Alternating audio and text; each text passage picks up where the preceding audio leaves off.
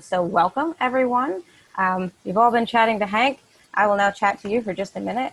My name is Alex, and I'm the events director at Brookline Booksmith. I suspect that a lot of you who are in the Brookline area have seen me before introducing Hank.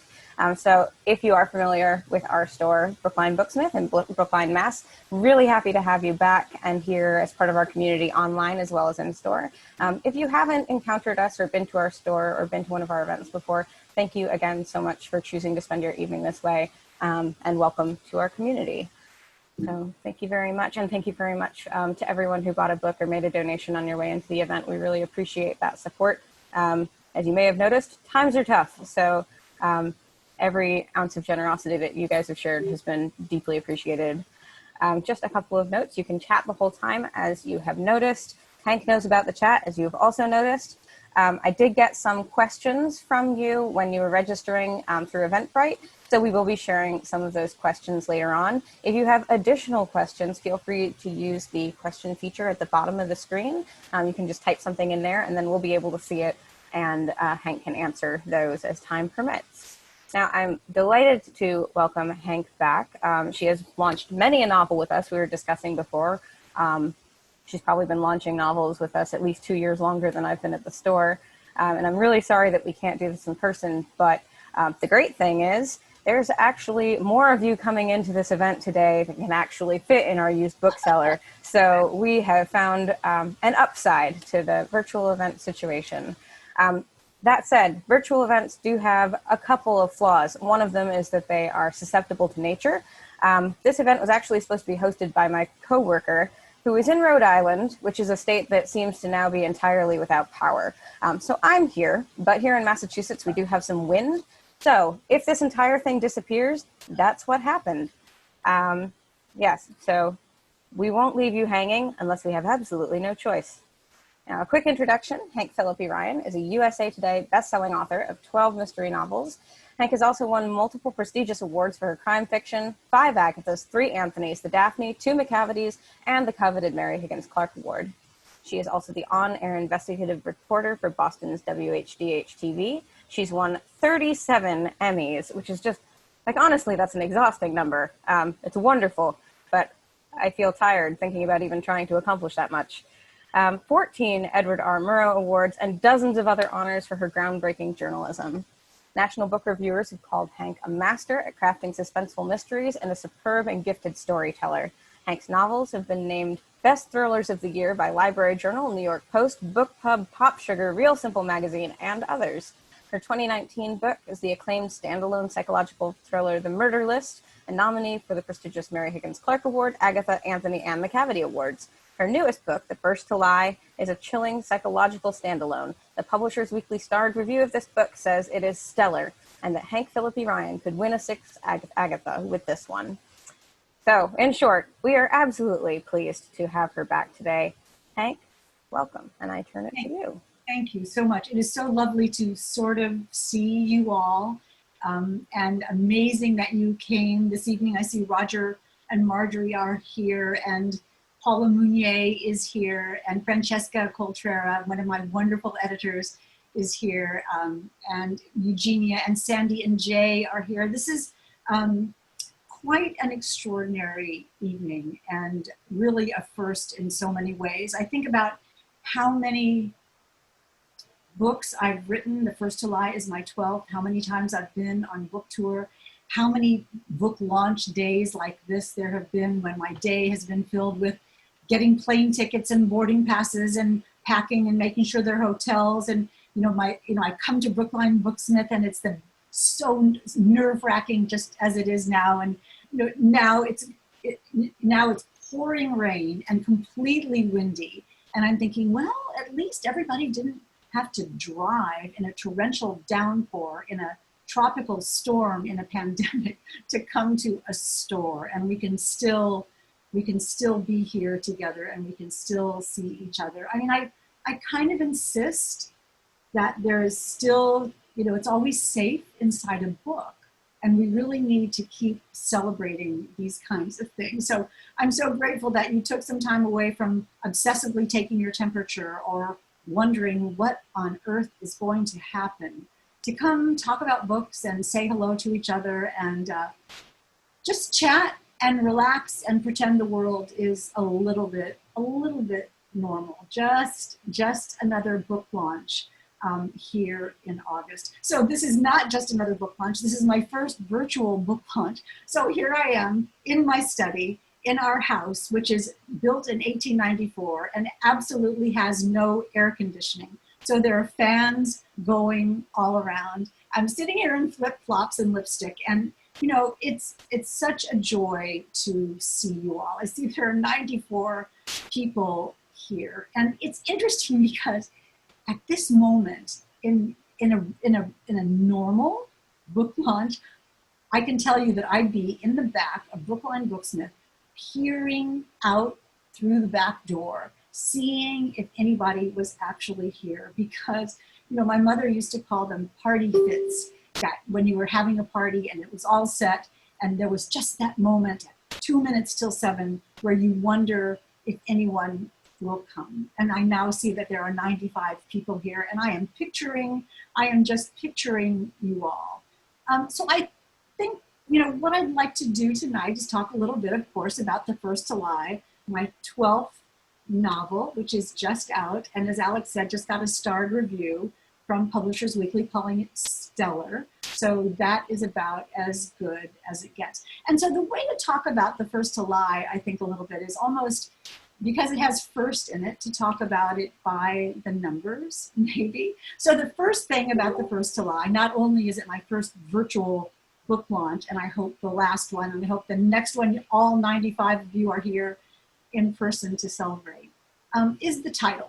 The title was the first thing in this book, as a matter of fact, because I had the title before I had the novel. In my book, where did it come from? In my book, The Murder List, back when I was writing that book 2 years ago, one of the characters is talking to a police officer.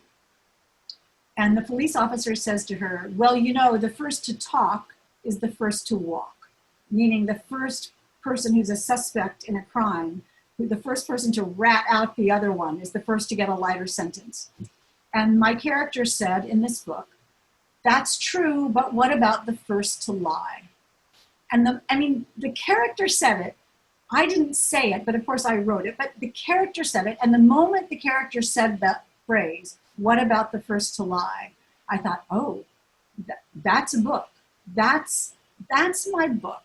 And I knew, so I had the title of The First to Lie before I had one little sentence or even one little germ of an idea about what the book would be about. So that brings us to number 2. Number 2 is all my books are cat and mouse games. The two main characters, cat and mouse game. And in The First to Lie, 2 of the main characters are Ellie Berenson, who is a determined investigative reporter on the trail of a big story to bring down possibly a pharmaceutical company. And the other character is named Nora Quinn. Nora Quinn is a pharmaceutical rep, a salesperson at that very same company. So it's 2 strong women facing off in a high-stakes psychological cat and mouse game to prove their truth about a terrible childhood betrayal, to get justice and perhaps revenge. But which one is the cat and which one is the mouse? And in their quest for revenge, only one can be successful. If one succeeds, the other one fails. And that is the duality of The First to Lie. And the other duality about The First to Lie is that how we are all someone else underneath. We all become someone else depending who we're talking to and where we are and who we want to be. We behave differently talking to our mothers or our best friends or our boyfriend or girlfriend or our bosses or a new person that we meet. This sort of undercover persona takes us over, and that is the essence of The First to Lie. The idea came from my years of going undercover as a television reporter, which I have done many times, and I've only gotten caught once, and we can talk about that if you like. But one years ago, I was going undercover in a doctor's office. And I had my hair pulled back and big glasses on and no makeup and 3 sweatshirts on.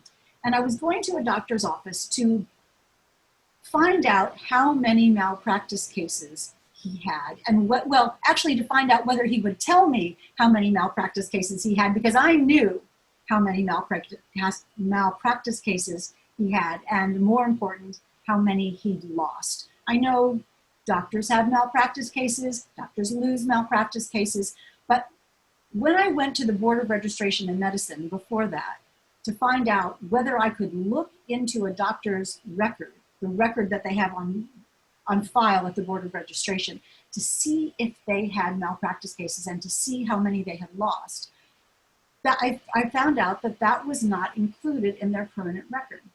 And I said to the head of the Board of Registration at the time, this is years ago, how is a potential patient supposed to find out how many malpractice cases and losses a doctor has had? And the head of the Board of Registration said, well, the patient should just ask, the potential patient should ask, and then the doctor will tell you. And I remember in this interview, I remember bursting out laughing, and I said, they're not going to tell a patient if they've had a history of malpractice losses. That's just not going to happen. And she said, oh yes, they'll tell you. So my producer and I went undercover. I pretended to be a woman who was hoping to get pregnant, and my producer at that time was a man who posed as my husband. And we went into this doctor's office who we knew had a history of serious malpractice losses, something that you as a potential patient would want to know. And as I said, I was all in disguise with 3 sweatshirts on, so I would look like a different size person. And in my chest, in my sweatshirt, was a little hole with what we called a button cam. And the button cam is a lens of a camera about the size of your thumbnail, which looks like a button. And that was in my sweatshirt. And then trailing behind that little button was a wire that snaked down inside my sweatshirt. And then the guts of the camera were in a very geeky fanny pack that I was carrying. And my goal was to see if the doctor would tell me the truth about his legal history. So in Massachusetts, you may know, you cannot record somebody's audio without their permission. So we went in with a camera that did not have the microphone turned on. So it was completely silent. So if you're trying to get information and you're recording, but you can't have any sound, that's a problem. So when I got to this crucial question, and every time the doctor was kind of looking at my front, and I thought, he's not looking at the camera. He's not looking at the camera. Just forget about it. He doesn't know you have a hidden camera. So wearing a hidden camera is very fraught. It's terrifying at every moment because you might get caught, as I said. And even though it's not illegal, it's not something that you really want to have happen, because I'm sure the doctor would have been very unhappy had he known that I had a hidden camera. So finally, we get to the end of the interview, or the consultation, really.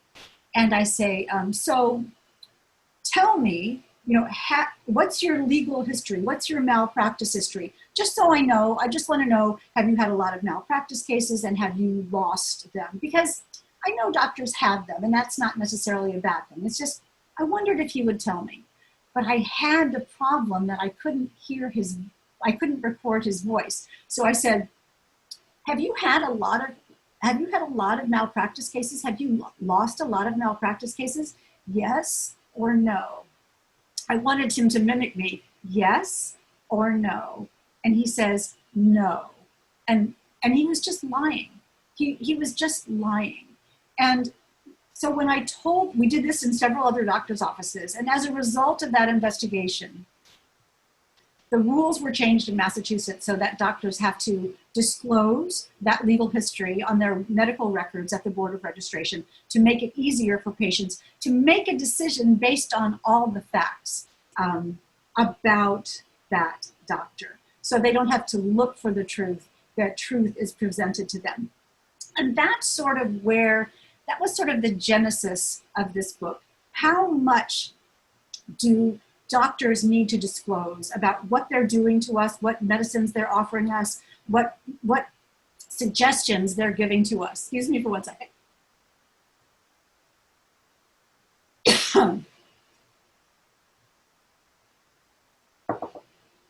Nothing like talking.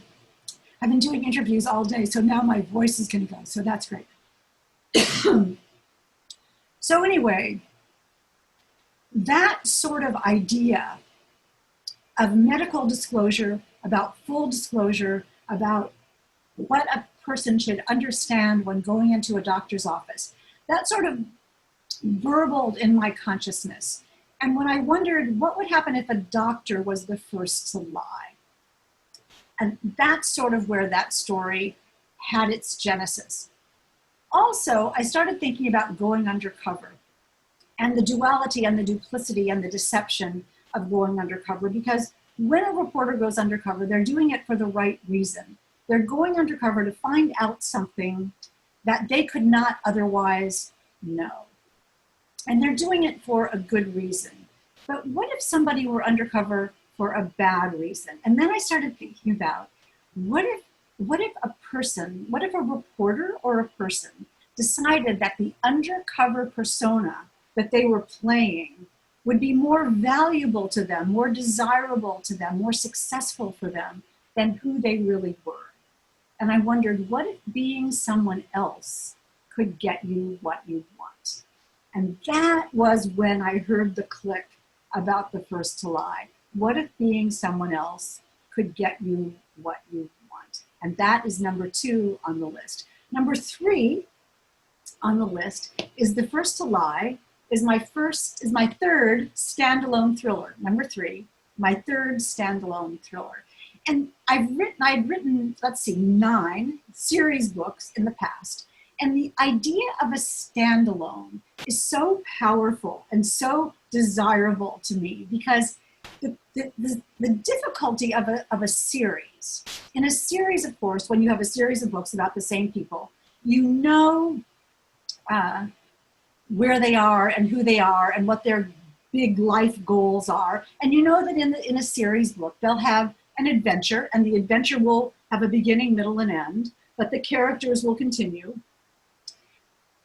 But the key is that the suspense in a series can't come from the mortality of the main character, right? Because Jane Ryland, in book 3 of the Jane Ryland series, isn't going to die, because she has to come back for book 4 and 5 and 6. So the suspense in a series has to come from the plot, the story that's specific to that individual book.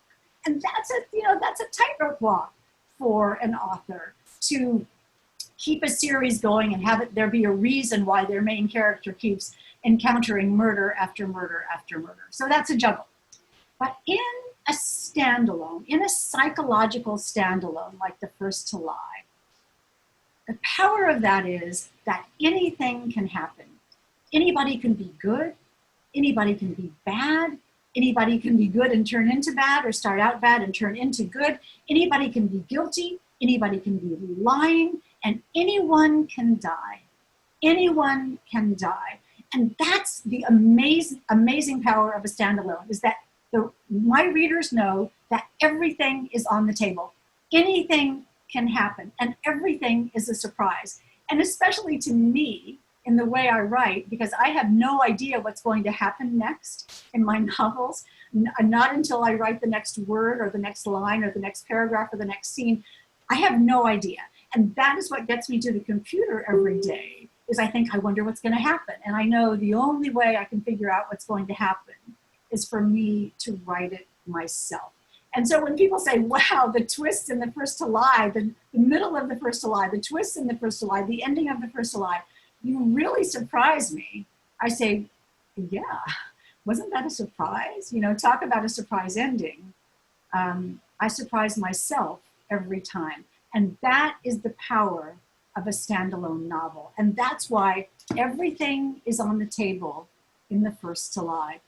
I know my readers have expectations. I know my readers are trying to solve the mystery before I tell them the answer. And so that's my job as an author, is to say, okay, let me see what misdirection and what deception and how I can trick you into believing one thing when really what you should be looking at is over here, just like a magician. And that is why I love to write thrillers, and that is the joy of the first to lie.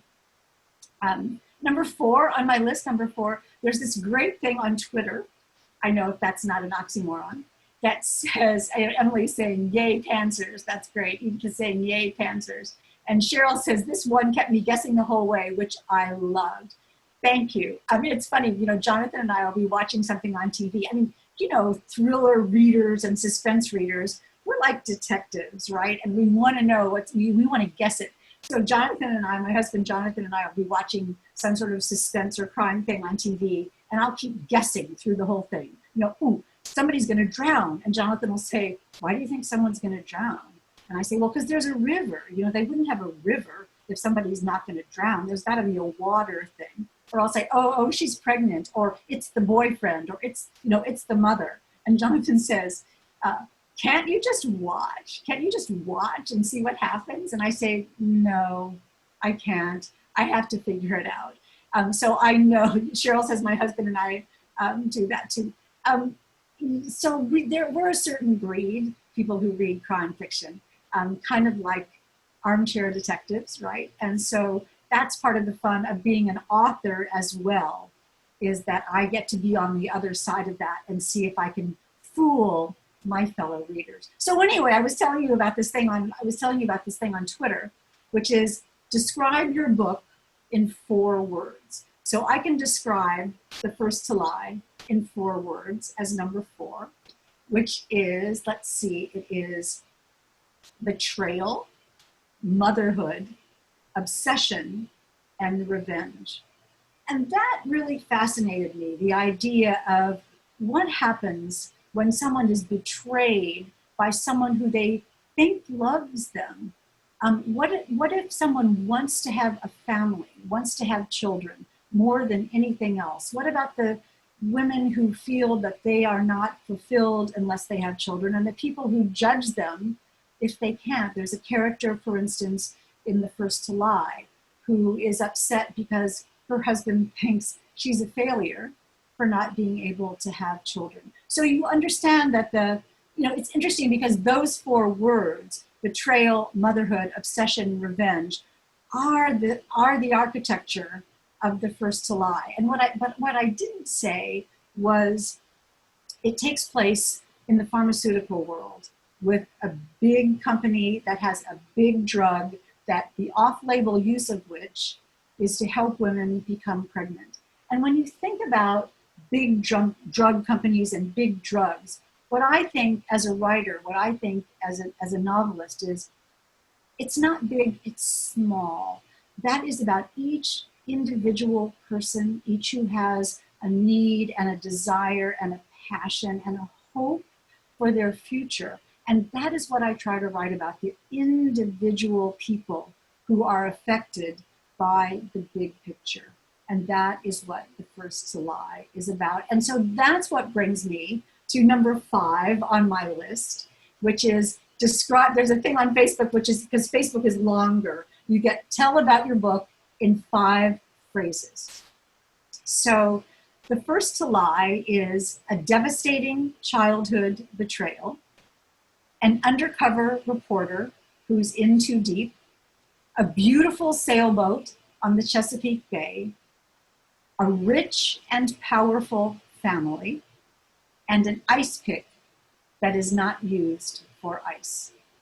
And that is what The First to Lie is all about. So it's fascinating to me, since as I said, I don't know what's going to happen next. Writing a book is like putting together a Rubik's Cube. I take a little bit from one story that I've done. I take a little bit from another idea that I've done. I take a little bit from something else, and the book takes off, and I twist and tweak and polish, and the story sort of goes click, click, click, click, click. And at some point, the story falls into place. And I know what the story will be, and I know what the story is meant to be, and I know what I want the readers to take from this. I mean, I write fast-paced, page-turning thrillers. with no graphic sex and no graphic violence and very little inappropriate language.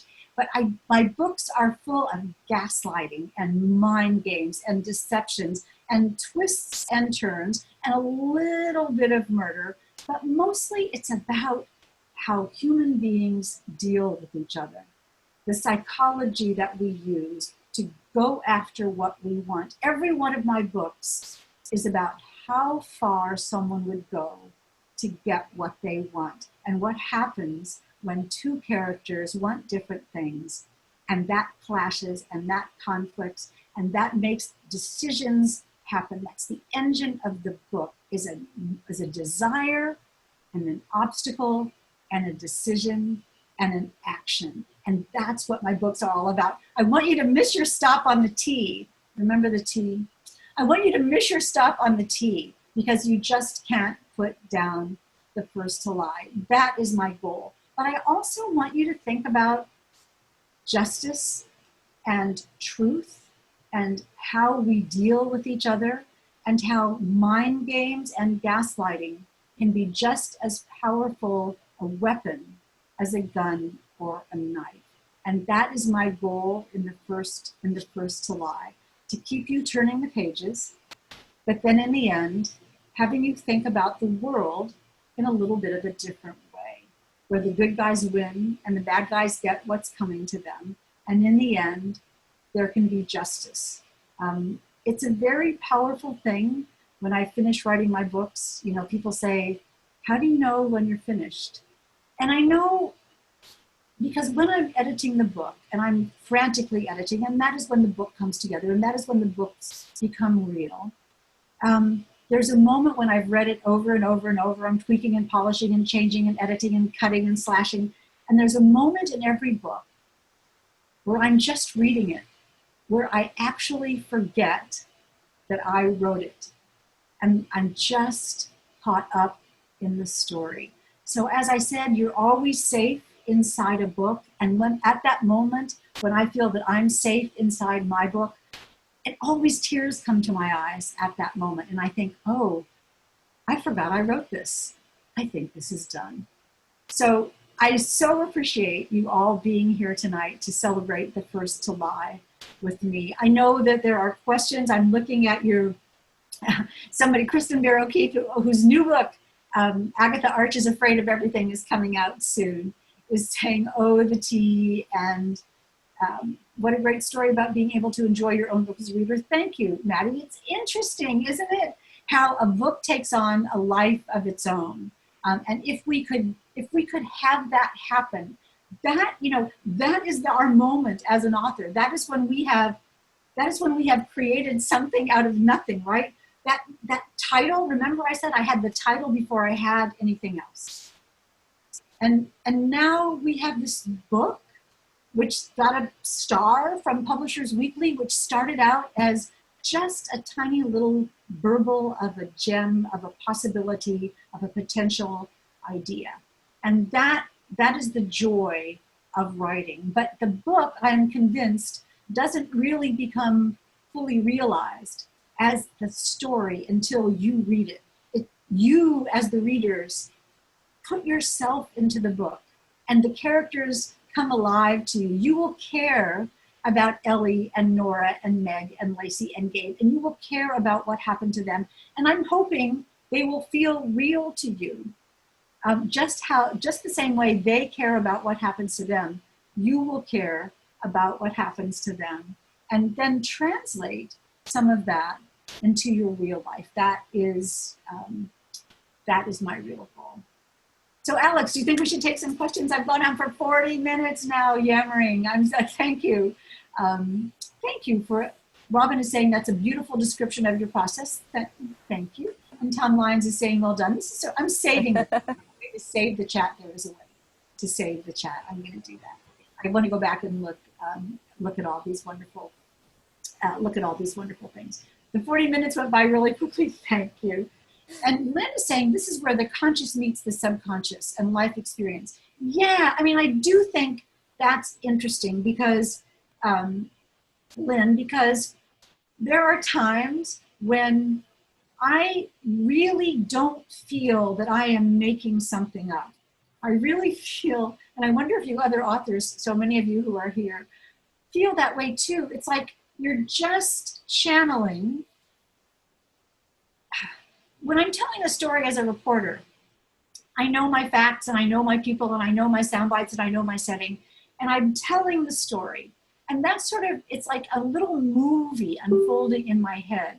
I'm seeing what's going on. I'm hearing the people talk, and I'm inside their heads, understanding what they want. And that's what comes out on the page. I was at an interview where Lee Child and Stephen King were talking, which was pretty amazing. And they each said that they had that experience too, that there were, when they were in the zone and when writing was working, they were just not making stuff up. They were just putting on the page what was real. And that is my absolute goal. Okay, Alex, take it away. What do we? So we did get a bunch of questions in advance, so I'm going to share a few with those. It looks like we also have some really great stuff in the Q&A box at the bottom there, which I can pick from or you can pick from. But first I'm going to grab some off of this list that I have here, just to combine a couple and to, you know, deal with the elephant in all of the rooms where we now live at all times and never leave. Has quarantine provided you more time to write? And would you consider writing a book that uses or has COVID in the background? Oh, quarantine. I had, you know, when this started, I thought, well, okay, I'm a writer. I am still on television at Channel 7. I still work at Channel 7 with my producer, Mary Schwager, who I hope is here. And I've worked with her for 20 years, which is completely crazy. And we just won another Emmy together, which I am so proud of. Awesome. And I really thought, oh, okay, so I'm a writer. I'm used to being alone. I sit here right here, actually, at this desk in this office with this background. This is where I write every day. And I thought, it's not going to be any different. I'll just sit and write every day. And I have to tell you, I will confess, I could not do it for several weeks. I mean, there was this sort of a veneer of terror over everything. I had no attention span at all. And it was really hard to put myself in this fictional world, even though you'd think it would be a respite, even though you'd think it would be the place I could go to hide, the same way I want my readers to do. But it took me a while to do that. It took me a while to begin to be able to read even. You know, I was just so distracted by everything. You know, do we have enough food? What if we don't have any light bulbs? What if the electricity goes out? What am I supposed to do? It's too scary. It was just so scary. And now it's different scary. It's equally scary, but sort of, I have, knock on wood, sort of begun to acclimate a little bit to it in some way. Mm-hmm. Still very hard to write. And here's how I figured out how to do it. I set, this is so silly and so like a 5-year-old, but I set a timer for 34 minutes and I promised myself that I will focus on my writing for that 34 minutes. No Instagram, no distractions, no reading the newspaper, no watching the news, no doing the laundry, not no cooking anything, you know, no putting stuff in the freezer. I am going to write. And when I promise myself, when I make an appointment with myself to do that, that lets me focus in the book. And once I can do that, once that timer is going, and I made a deal with, I make a deal with myself, I'm going to do this. The walls start to go away, and that's when the timer goes off and I just ignore it and I can just be writing. But I will confess to you that it has been very difficult. Phil Smith is saying most creative people I know had similar experiences. Thank you. Yeah, I hear this from my friends as well, that some people are writing like crazy, and I admire that. But it's been very difficult for me to do. I'm back, and it's all good. But it was quite a difficult time. Well, writing and reading can both be like incredibly vulnerable experiences. You have to be able to relax into them to a certain degree. And when you're in that heightened state of fear at all times, I think it makes sense. I think that's wise, Alex. You know, there's an element in your brain that wasn't there before. You know, the peace and the serenity and the sort of something we don't even think about, which is knowledge that everything is just like it was, and we understand that, and we can plan it. You know, even though I don't plan my books, I plan my life. I plan my day. I know what I'm going to do next. But with this pandemic, there's no way to know that, and so that's very unsettling, disturbing. Was affected me, and you know, and I'm a lucky one. I'm lucky. I count my blessings every day that Jonathan and I are here and safe, and so we have less to worry about than many people. Still, it's personally, emotionally upsetting. And will I use COVID in a book? Golly, I could not tell you that. I couldn't tell you that. I'm writing my 13th book now. And in it now, I am just pretending. I am pretending it's fine. I'm pretending when this book comes out next year, this will all be a hideous, tragic thing that happened to us. But I don't know. You know, I talked to my editor about it, frankly, and she says, just write what you're writing. Just go ahead and write what you're writing, and we'll see what happens. Sort of like life, you know, we'll just see what happens. I like the comment that says all my future books will be set in 2019. Yeah. Peter Watson. Oh my goodness. Perfect Murder. Your new book. It's a fabulous, terrific puzzle. Peter is one of my favorite authors. Everybody go get that book. Yes, Amy Collins is saying we're all pretending that if we can. Yeah, so we'll see what happens. We'll see. I'm in my new book, and I don't know whether it'll stay. So next year at this time, when we're all together, we can see if it happens. I do have in my new book right now a character who had a family member who died, and she's talking about how Copley Square is all bustling now, and how happy she is to see that. So we'll see if that stays. Again, it's a first draft, and I'm just sort of trying it. And we'll see, who knows. Hello, Barbara from Tallahassee. So nice to see you, my Facebook pal. Anyway, I'm babbling again. More questions, Alex. You're doing great. So in a slightly different tone, have you ever tried to plan the perfect crime? Hypothetically, of course. I try to plan the perfect crime in every book, right? Because the key is it's got to be as perfect as it possibly can be, or else it's not interesting, or else everybody will figure it out. You know, the clever sleuth will figure it out easily. So, but you see the word plan, you use the word plan. And so I don't plan anything. In real life, have I ever tried to plan the perfect crime? Well, you know, I have kind of a fast story about that. Let me make sure I get this straight. In my book, Airtime, I came up with a scheme about how to smuggle something. I won't go into it, but I attended the FBI Citizens Academy, where FBI agents invite people from the public to chat for 6 weeks, classes for 6 weeks, about cybercrime and truth, you know, about lie detectors and law enforcement and the rules and the techniques that the FBI uses and investigative techniques. And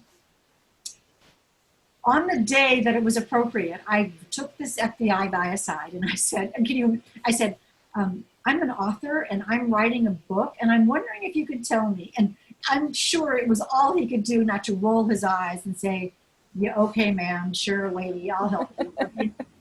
And so I told him this scheme that I had about how you could easily smuggle something using airplanes and the baggage system. And I'm excitedly explaining this to him. And when I'm finished, he was just absolutely silent. And then he finally says, you know, that would work. And I said, it would? And he said, that would work. And I said, and then he says, but don't try it because we're on to you now.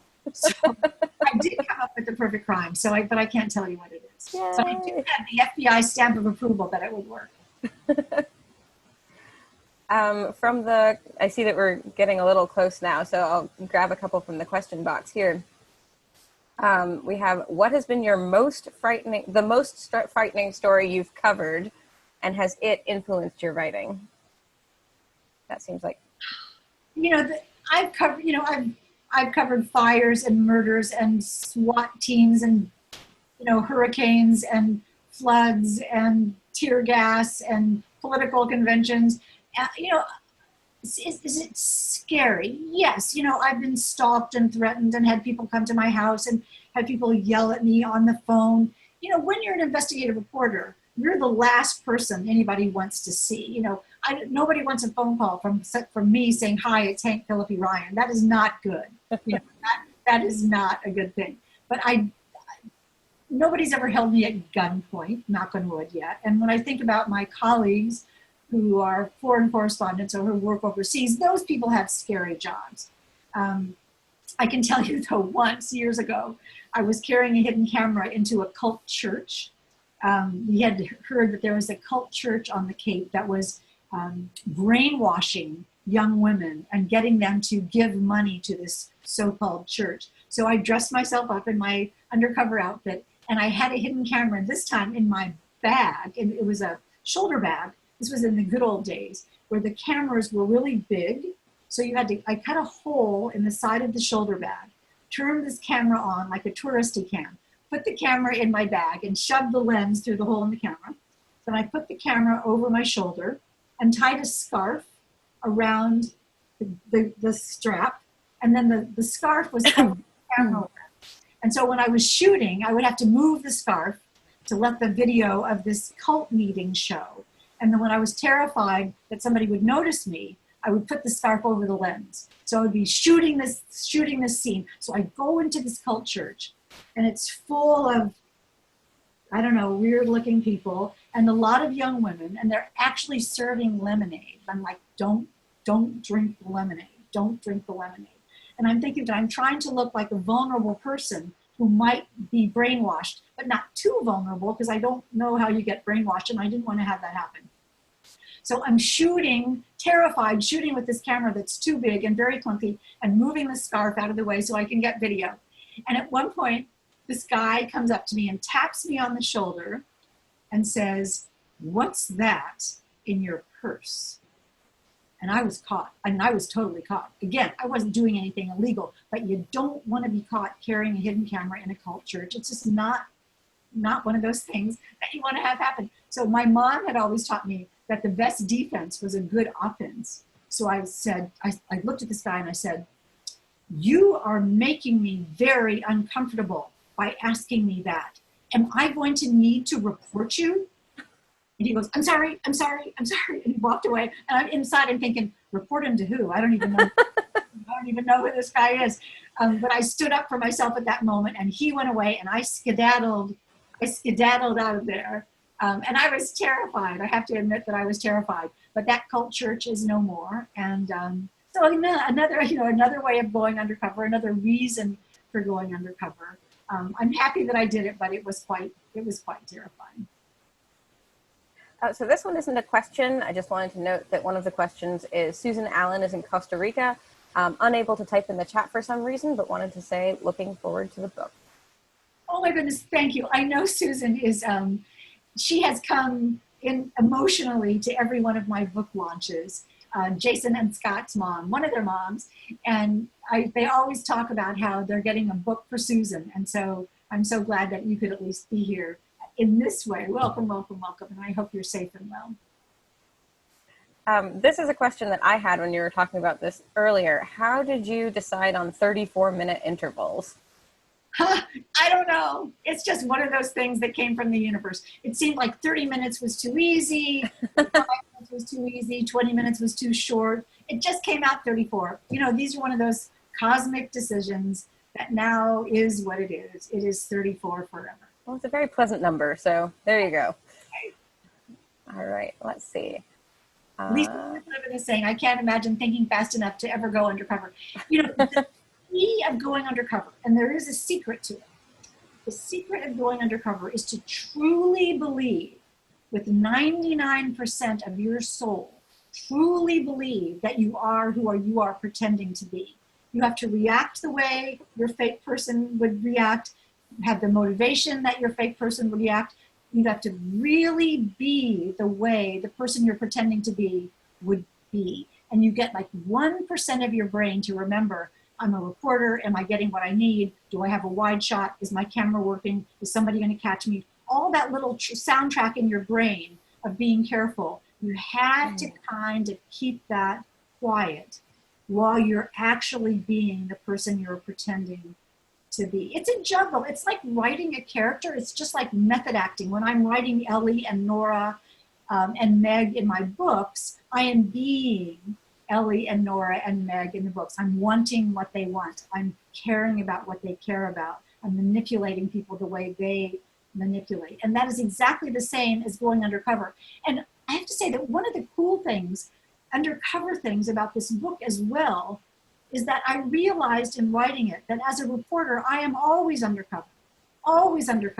Because when you see stories on television, when you see my stories on television, you don't know how I feel about it. You don't know if I was terrified. You don't know how much I care about the story. You don't know what decisions I made in writing the story and what I left out and how I decided to show it and what external forces there were playing into putting this story on television. You don't know that because the persona of the reporter is hidden by the story.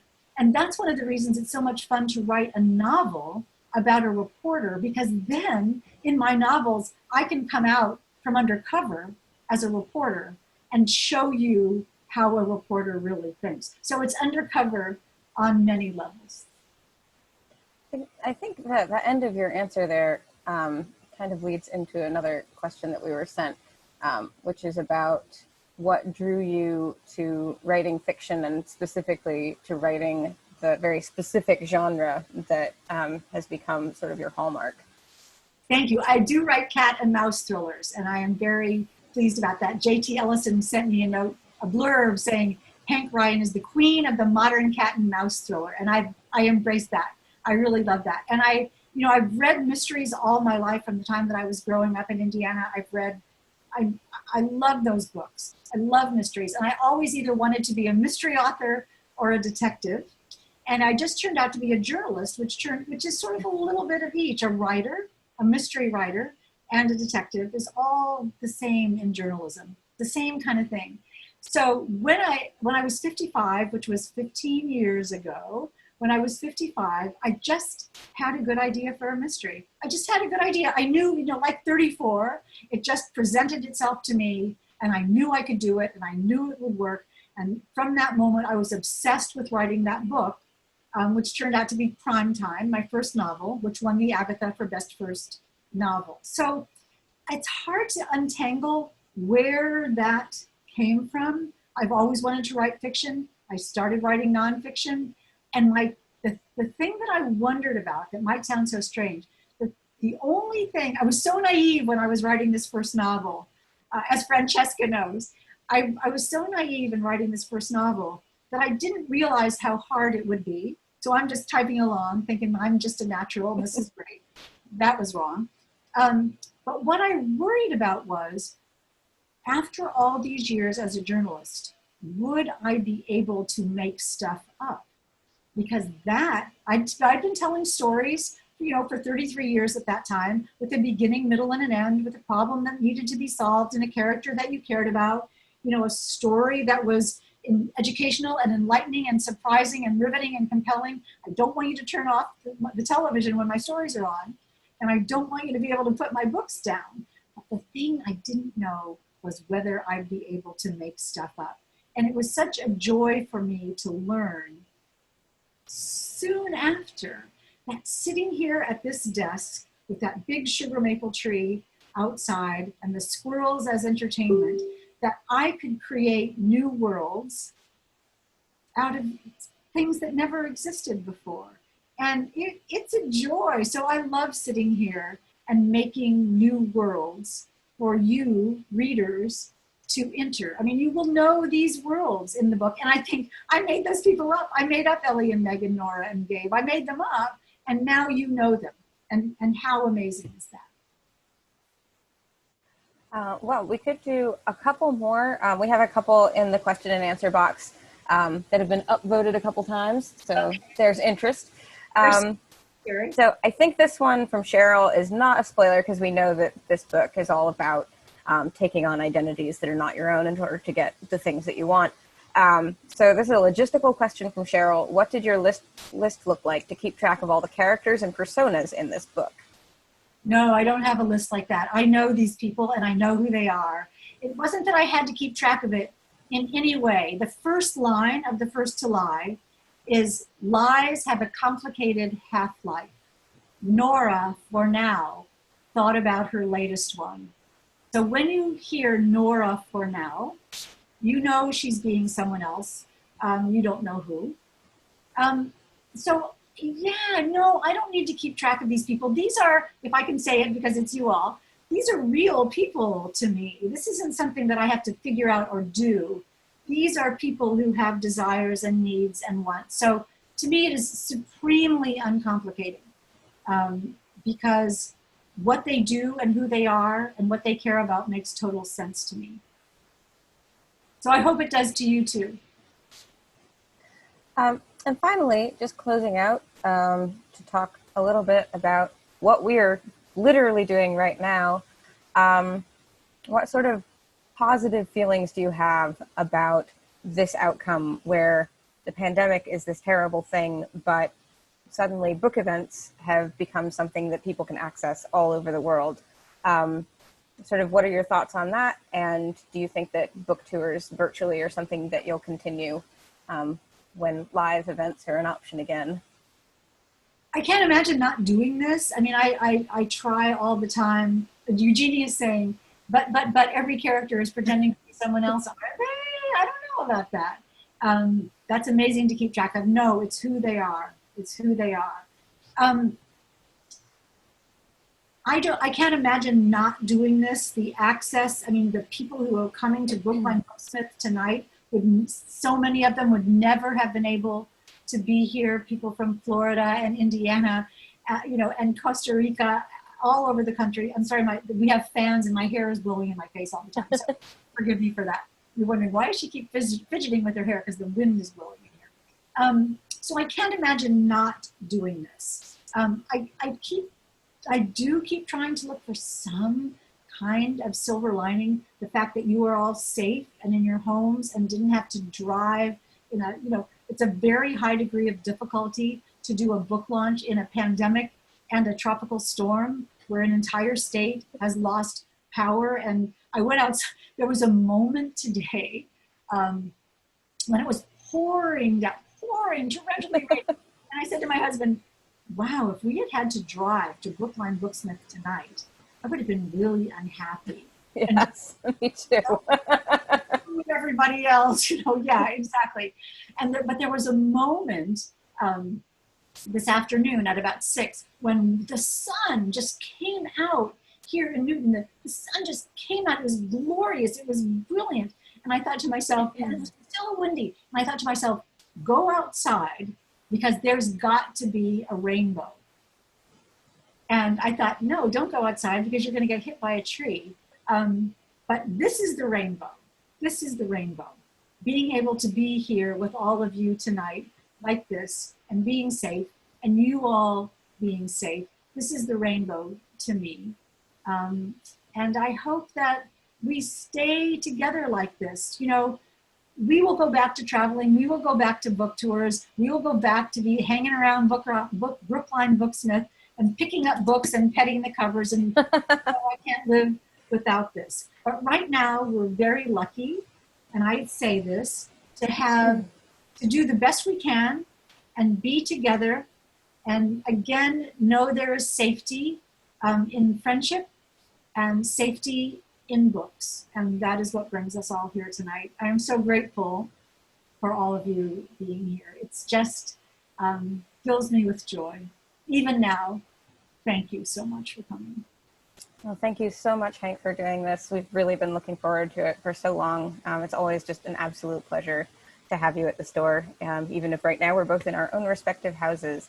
To everybody in the audience, thank you so much for coming. I do want to note For those of you who may wish to buy a book but haven't done so, at this point, you'll have to do so at the link I'm dropping right here. But if you do buy a copy of The First to Lie by the end of tonight, Hank is going to be personalizing, signing, and personally shipping any book that is ordered from us tonight. So if you do follow that link, don't buy shipping. Just put your shipping address and your personalization request in the comments field and send away. And those and some books will be heading to Hank tomorrow. So thank you again for being here tonight. And I hope you love the book. I want to sign the books to you. That's why I'm doing this. Say hi to Edwin Hill. I didn't know Jean Zahner. That's so nice. Thank you. And Elizabeth and RJ Jeffries. You made it so nice of you to be here. I want to sign the books personally to you. And Brookline Booksmith has allowed me to do this, for which I am very grateful. That's the one thing I didn't want to give up in these virtual events, is that I really would love to sign a book to you. So I'm very grateful to you, Brookline and Alex. Yeah, we're so excited to be able to do that. So it's very, very generous and just wonderful. So thank you again, and good night to all. Good night to all. Find me on Facebook, Yeah. find me on Insta, find me on Twitter, come to my website. And I hope you love The First to Lie. And thank you so much for being here tonight. Thank you. Bye, everyone. Bye, everyone.